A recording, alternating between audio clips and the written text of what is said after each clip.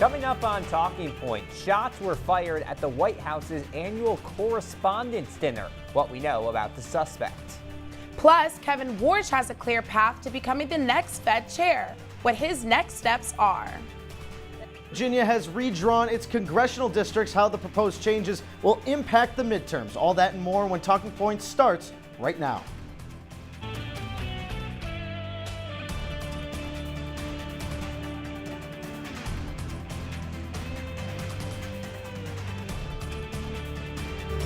President Donald Trump, Vice President J.D. Vance, and many cabinet officials were rushed to safety after shots were heard as events were getting started for the annual White House Correspondents' Dinner on Friday. Good evening and welcome into Talking Points. I'm Alex Burstein. And I'm Andrea Rose Oates. Authorities believe the suspect fired multiple times. Secret Service agents shot at the suspect but did not hit him before he was taken into custody.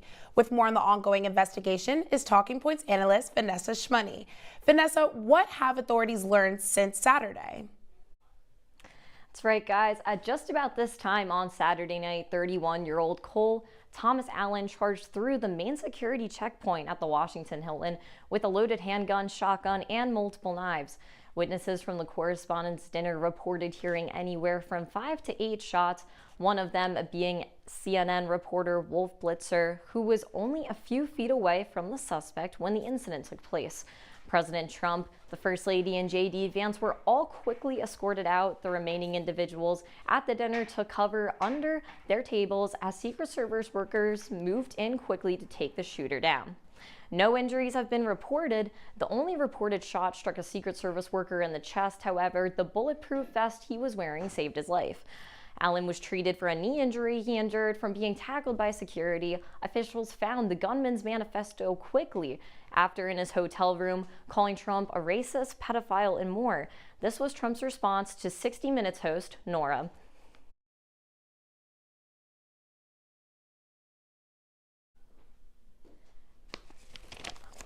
And on that note, it's saying a lot just because this is something that has been an ongoing issue. These politically violent actions that have been taking place is definitely something that has been increasing more as we've been seeing the current political landscape. So, well, Vanessa, thank you so much for joining us here at the desk. You mentioned we have seen an increase in these number of assassination attempts, politically associated violence, whatever you want to call it. How have we seen the profile of these shooters change from maybe the last year or so to what it was 5 or 10 years ago? Absolutely. Well, this is definitely something, Alex, that used to take place more in groups, and whether those people were potentially under the influence or maybe delusional or something like that. And now it's shifted into something that has become very radically isolated and individual. And we're seeing that people nowadays who choose to commit these acts of violence, they see themselves almost as anti-heroes, and they're trying to make a statement and kind of promote a movement. And we can see that it's caused this isolated individual aspect to it now, has caused it to increase exponentially. And, in the 80s, like this graph right here we're looking at, we're seeing that U.S. officials are seeing thousands of threats that they never used to see before. In the 80s, officials would see maybe a few hundred threats a year. And now they're seeing, even just last year in 2025, they saw almost 15,000, which is just a crazy number compared to what it used to be. And media plays a little bit of a role in that, but at the same time, just the skyrocketing is really mind-blowing. Definitely. And Vanessa, I think about this event every year. It's usually a lighthearted, warm and fun, loving event. But I believe that this reflection, especially this incident, is definitely reflective of the broader trend of just political spaces becoming dangerous in a sense, especially with weapons, more specifically guns. So what do you think that this incident specifically says about safety in spaces that is meant to represent democracy and freedom? Absolutely. It's hard, and I think it represents the political polarization that we're seeing in America's landscape. It's very radically one side or the other. You don't really see that independent middle ground much anymore, and I think that media plays a big role in that, and especially with how much news people consume from social media platforms.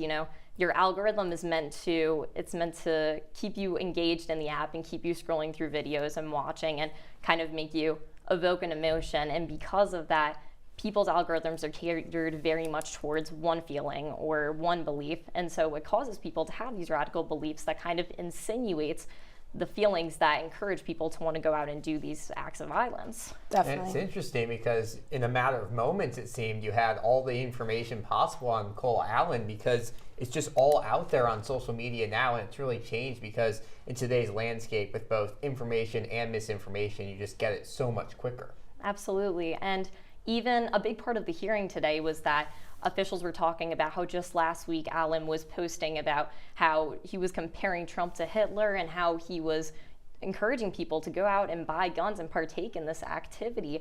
And, you know, without social media, it would be a completely different story. Vanessa Shimoni with her Talking Points debut. Thank you so much, Vanessa. Well, coming up on Talking Points, Florida Governor Ron DeSantis has proposed a new House map. How this could impact Democrats when Talking Points returns.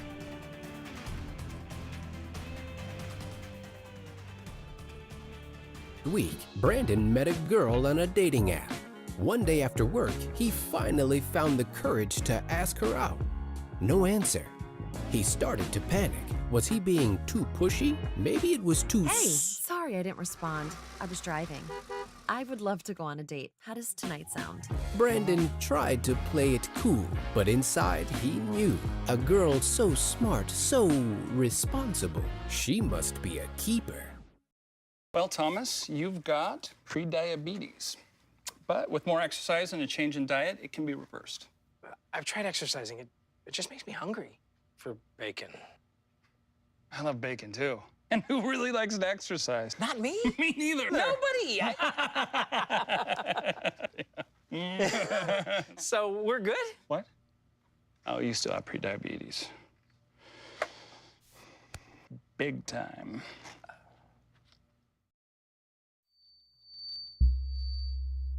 Women are bad with money.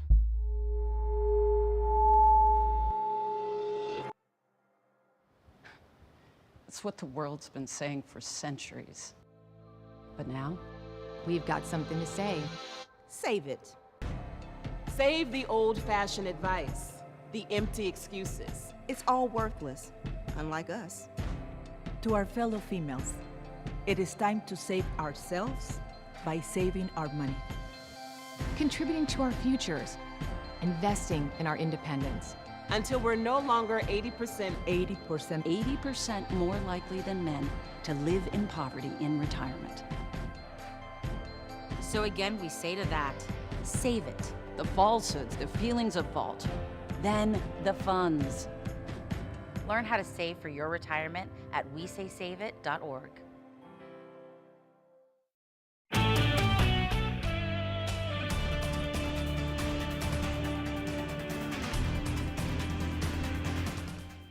Welcome back into Talking Points. Top Republicans on Capitol Hill have now spent 10 weeks struggling to end the stalemate over funding for the Department of Homeland Security. Republican Representative Nick Langworthy is pushing Speaker Mike Johnson to call up the stalled Homeland Security funding bill passed by the Senate for an immediate House vote. Johnson and fellow GOP leaders have been pushing to move the Senate bill only after the House is able to make progress on a separate party line measure to fund immigration enforcement agencies. Now, as federal workers, including Secret Service agents that were present during this weekend shooting, prepared to miss a paycheck, GOP leaders are under more pressure to resolve the standoff. Senator Tom Tillis says he's willing to end his blockade of Federal Reserve Chair nominee Kevin Warsh. This comes after the Department of Justice dropped its criminal investigation of Federal Chair Jerome Powell. Warsh now has a clear path to replacing Powell when his term expires in May. The Senate Banking Committee is set to vote on his confirmation Wednesday, and the full Senate could take it up shortly after.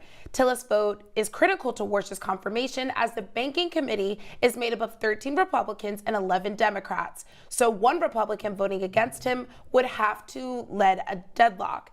In his confirmation hearing last week, Warsh said he wants regime change at the Fed and is expected to push for rate cuts. And to the latest on redistricting, Florida Governor Ron DeSantis has proposed a new House map. His proposal targets Democratic-held seats in the southeast corner of the state, along with a district in Tampa held by Representative Kathy Castor. The proposed map redraws Florida's congressional districts to reflect population shifts, consolidating GOP-leaning areas and creating 4 additional Republican-favored seats. Members of the GOP supermajority in Florida have made it clear they will proceed with DeSantis' map proposal. They could move within days to enact it.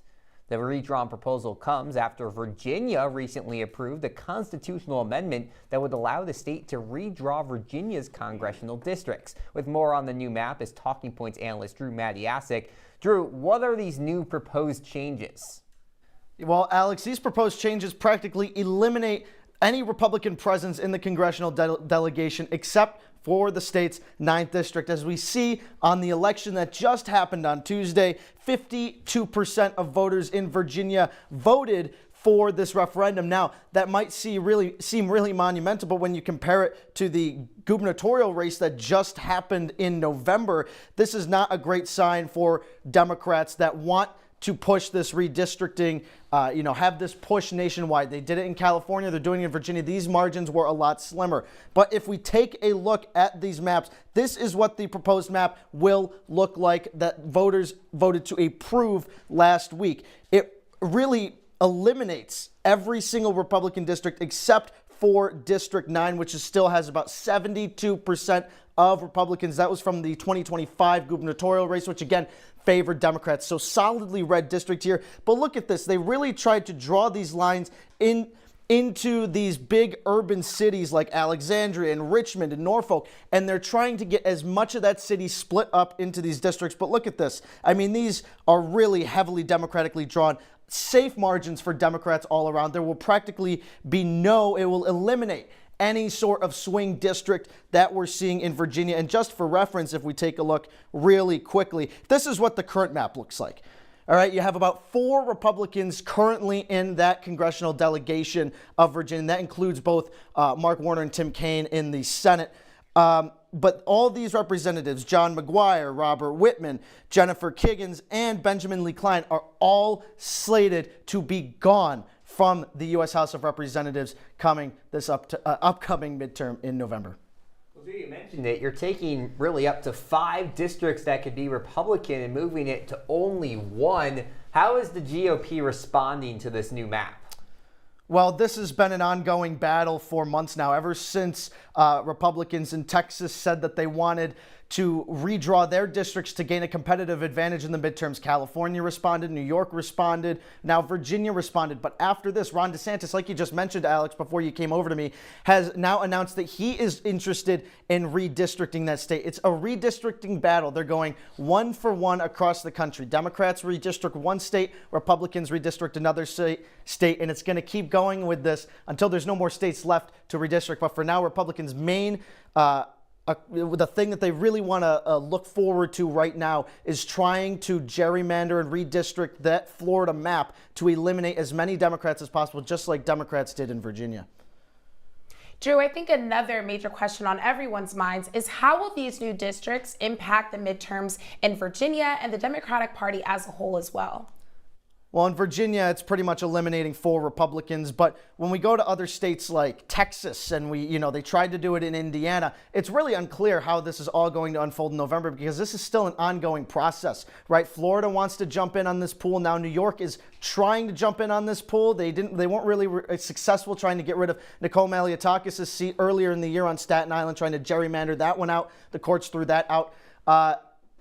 It's really hard to tell which state is going to be the last state before the midterms. It's really 50-50, although right now it is looking like with approval ratings, regardless of how this gerrymander is going, Democrats definitely have a competitive advantage both in the House and in the Senate races in this upcoming midterm. I do think it's interesting. You had kind of a couple years of solid blue progress in Virginia, and then this one, the margins, as you mentioned, a lot closer. How are voters in Virginia feeling about these proposed changes? I think it's really, really mixed feelings. I mean, you're even seeing out of urban areas like Alexandria that Democrats did not really want to get out the vote on this referendum like they were in years past, especially in these Virginia statewide elections. But Virginia is a tricky state to try and predict what they're thinking here, right? I mean, they just had a Republican governor in Glenn Youngkin for 4 years. Now they elected Abigail Spanberger with these margins over Winsome Earl Sears by, nearly 20%. So it's very hard to see what statewide is going to happen in Virginia. But right now it's looking like it's more so split 50-50. A lot of people don't like redistricting, but if it has to come to it, it seems like Virginians said if it has to come to redistricting to preserve what they want to see as a Democratic House in 2026, then they're willing to do it. Thank you so much. President Trump is no longer sending negotiators to Pakistan for Iran war peace talks. How this will affect the ceasefire after the break. Excellent episode of Live from Studio B.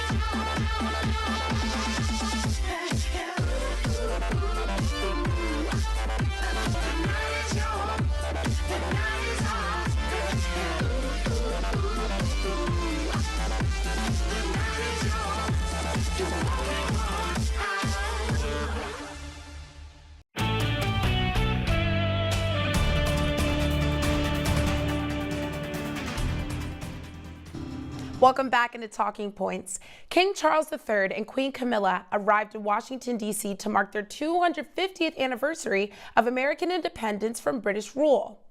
They were met with an arrival ceremony at Joint Base Andrews before meeting with President Donald Trump and First Lady Melania Trump for tea at the White House.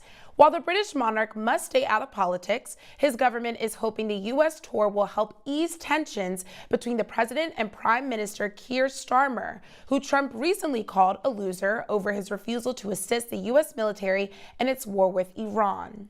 Staying stateside, the U.S. has agreed to allow the Venezuelan government to fund the defense of ousted President Nicolas Maduro.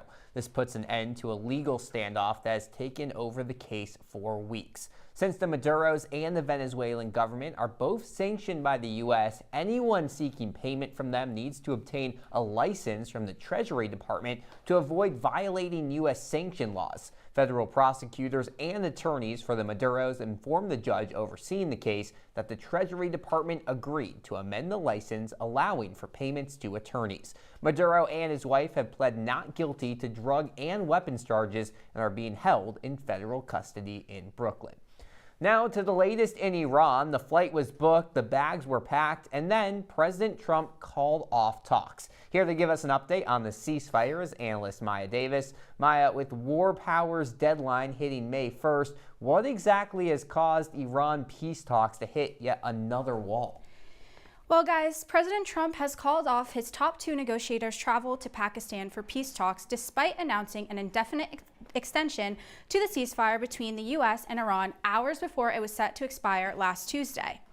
In a Truth Social post, President Trump stated, quote, "We have been asked to hold our attack on the country of Iran until time until such time as their leaders and representatives can come up with a unified proposal.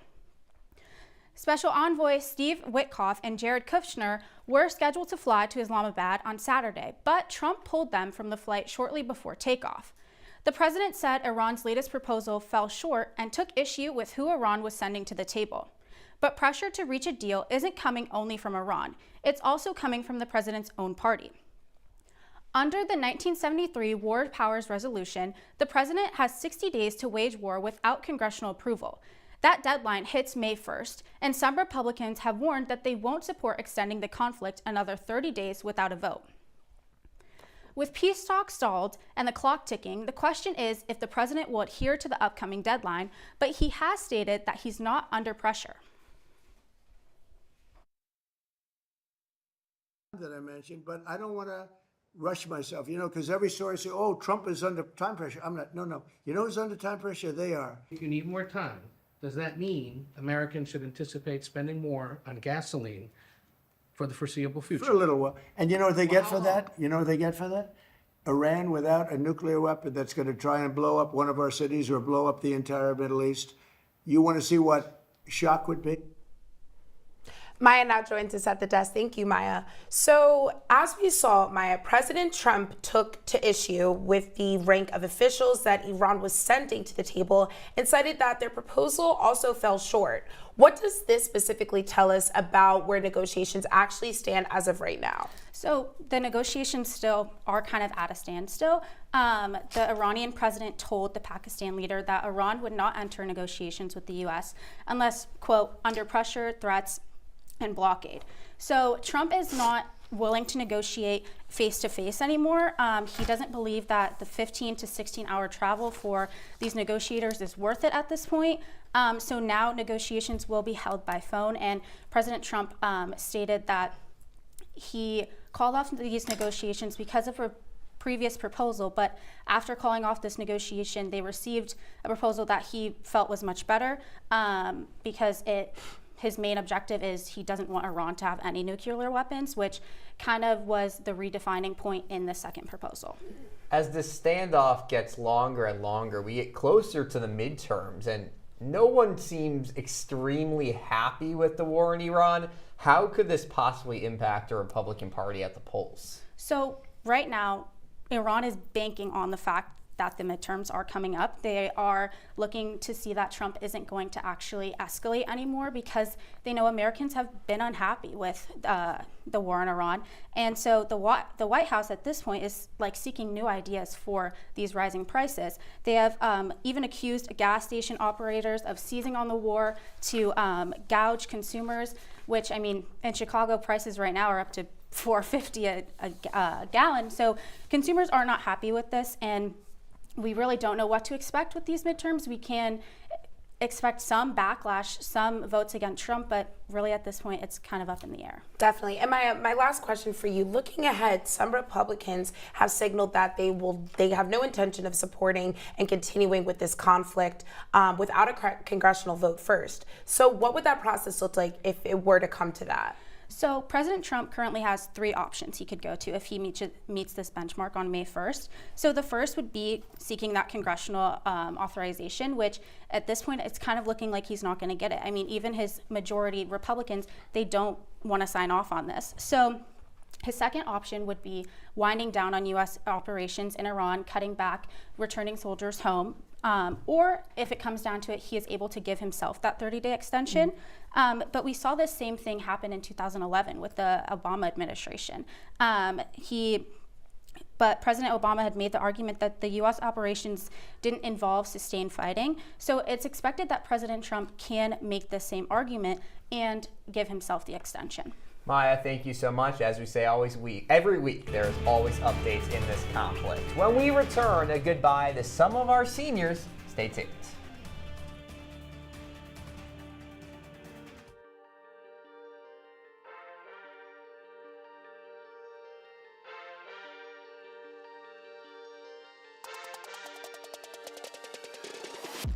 Welcome back to this week's episode of the Sideline Squeeze. I'm Victoria Daly. And I'm Lindsay Aarons. Jumping right into Thursday night football, the Commanders took on the Eagles last night. 3-0 the last 3 games. Virginia Tech is coming to the Dome tomorrow. Fran Brown has just totally changed the culture of Syracuse football for the better.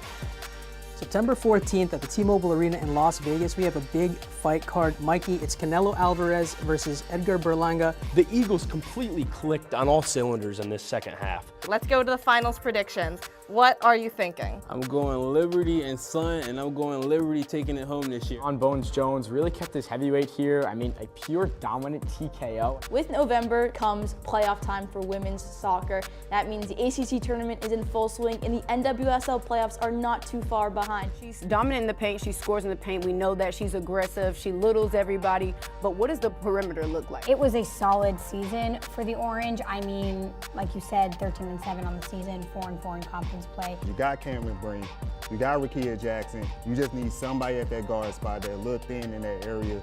That could be a dangerous trio in the WNBA.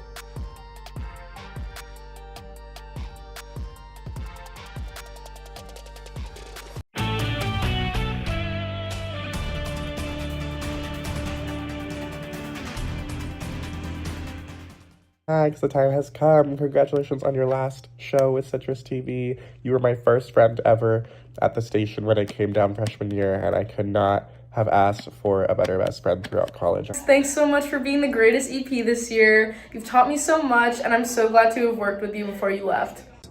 I just want to really thank you for everything this semester, being your AP at Talking Points. You've given me so many chances to try new things out, opportunities to grow. Such a great friend, a great mentor. You've taught me probably some of the most out of anyone else at Citrus. You've always been there for me, and you've always walked me through everything I needed to know to be better. And you've had an unbelievable impact on me. I mean, you gave me a shot at Talking Points. You helped me believe in myself. And I mean, I'm never going to forget that. It's been great being able to work with you on both Talking Points and Market Shares, and I'm so excited to see what you do in the future. I know I have been working with you for literal years now, and it's been such an honor not only to have your mentorship, but also see you grow and blossom as a producer and as a person. Yeah, thank you so much for everything these last few semesters that I've been a part of it. I joined a little bit later, and you've been nothing but welcoming and kind to me while I've been trying to learn the journey of being on air. So congratulations, you're going to do great things, and we're so proud of you. From coming down as a freshman to the election special and Talking Points, and now being able to work with you has been just such a great experience. You were such a great mentor, such a great teacher, and I have no idea what I'm going to be able to do without you. We're so proud of you. Thank you so much for everything you've done for the studio and everything you've done for me personally, just allowing me to grow as a reporter. You have built this show from the ground up. We met at the show freshman year, and to watch you and the show grow since have just meant so much to me and the entire station. Thank you for, giving me a platform to tell different stories and report on issues that definitely matter to a lot of different communities around the world. You are such a great leader. You lead with a lot of kindness, and thank you so much for everything that you've done. It's been so great working with you this semester, and your guidance has been so appreciated. We're so sad to see you go, but I can't wait to see all the amazing things you'll continue to accomplish. The work you put into this show and every other show you work on is always just incredible to see. We go into rundown meetings and I don't have to worry about anything because you're always on top of it, whether it's the news or the production or just any little thing. You always scare us with all those double box videos you do, but it turns out great, and that's a testament to you as a producer. From literally our first ever election special in 2022 to now you being the executive producer and me being an anchor, it's been so much fun. I remember when we were freshmen, we said that we wanted to change the culture, that we wanted to make Citrus just a more friendly place and a place where people could actually learn and grow, and I will say that you are one of the pioneers of that. You are one of the most talented and skilled producers I have ever met. You take on so much. Doing Talking Points, Market Shares, and even the election specials has just been so incredible. It's been so fun getting to spend those late nights up with you. Over the past 3 years, you've been one of my biggest supporters at this school and at this station. You've given me opportunities I could only have dreamed of as a freshman. You're such a great friend. You're so easy to talk to before shows. You're always such a great help during shows, and I cannot wait to see the amazing things that you do in the future. Oh, Well, thank you to everyone that gave me a shout out there. It's been nothing but a pleasure to produce this show for the past 3 years. I couldn't have done without you guys and without all the news directors that came before me, to Roman, Luke, and Brandon, Ben Schiller, Jacob Goldberg, everyone that taught me everything I know. Andy for being there since day one. It's been just an honor to produce this show. There hasn't been a Monday since freshman year that I haven't been here, so I'll miss you guys. Unfortunately, that's all the time we have for you on this semester of Talking Points. Be sure to follow us on social media at CitrusTV News. For Max Bellotti and the entire producing crew, I'm Alex Burstein. And I'm Andrea Rosas. Have a great night, Syracuse.